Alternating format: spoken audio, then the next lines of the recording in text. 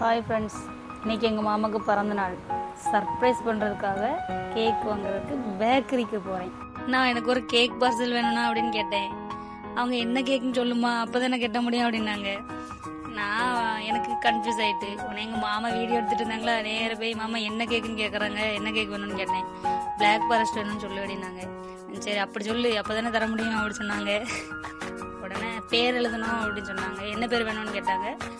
நான் பேப்பர் பேனை தாங்க நான் எழுதி கொடுக்குறேன்னு சொன்னேன். அவங்க கொடுத்தாங்க, நான் எழுதி கொடுத்தேன். அவங்க கேக்கு ரெடி பண்ணுறதுக்காக உள்ளே போனாங்க. காசு கேட்டேன் எங்கள் மாமா கிட்டே, கேக்குக்கு காசு கொடுங்க மாமான்ட்டு. நீ தானே சர்ப்ரைஸ் பண்ணுற, அப்போ நீ தான் கொடுக்கணும், நான் தர முடியாதுன்னு சொல்லிட்டாங்க. இது என்ன வம்பா போச்சுன்னு சொல்லிட்டு நானே பிறகு காசு எடுத்து கொடுத்தேன்.